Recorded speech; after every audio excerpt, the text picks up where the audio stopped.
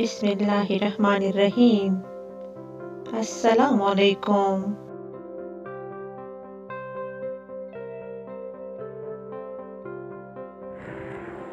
اخلاق کا اچھا ہونا خدا سے محبت کی دلیل ہے۔ کامیاب لوگ اپنے فیصلوں سے دنیا بدل دیتے ہیں اور کمزور لوگ دنیا کے ڈر سے اپنے فیصلے بدل دیتے ہیں۔ صبر رکھو، ہر چیز آسان ہونے سے پہلے مشکل ہوتی ہے۔ جسے تقدیر پر یقین ہوتا ہے وہ اپنے اوپر نازل ہونے والی مصیبتوں سے نہیں گھبراتا۔ لوگ اپنی عزت اور انا دکھانے کے چکر میں اچھے سے اچھے رشتے کھو بیٹھتے ہیں۔ جو شخص اللہ تعالیٰ سے مدد چاہتا ہے اللہ تعالیٰ اس کی مدد ضرور فرماتا ہے۔ زندگی میں مشکل وقت نہ آئے تو اپنوں میں چھپے ہوئے غیر اور غیروں میں چھپے ہوئے اپنے کیسے نظر آتے ہیں۔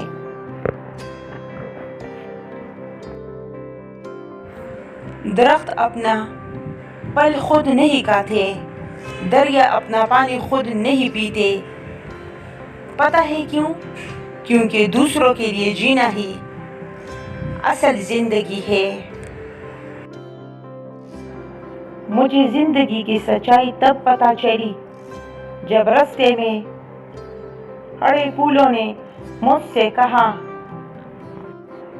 دوسروں کو خوشبو دینے والے اکثر یوں ہی کچل دیے جاتے ہیں۔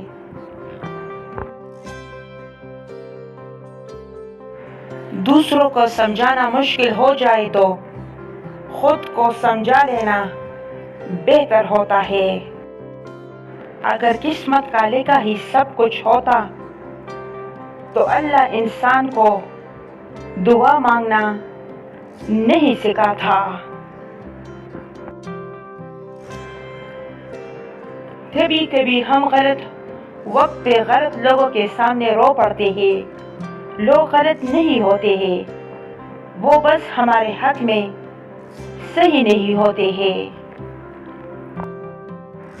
اگر آپ کی آنکھیں خوبصورت ہے تو آپ کو دنیا اچھی لگے گی۔ اگر آپ کی زبان پیاری ہے تو آپ دنیا کو اچھے لگیں گے۔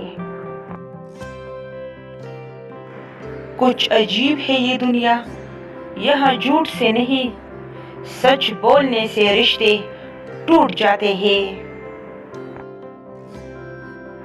لوگ کیا کہیں گے، یہ ایسی گھٹیا سوچ ہے جو اللہ کا ڈر نکال کے لوگوں کا خوف ذہن پہ غالب کر دیتی ہے۔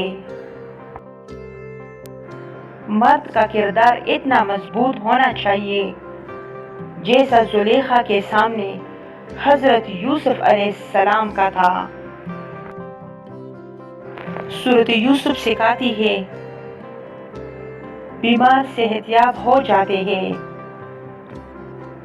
کھوئے ہوئے مل جاتے ہیں، مشکلیں آسانیوں میں بدل جاتی ہے، غم خوشیوں میں بدل جاتے ہیں، اور بے شک سب اللہ کے حکم سے ہے۔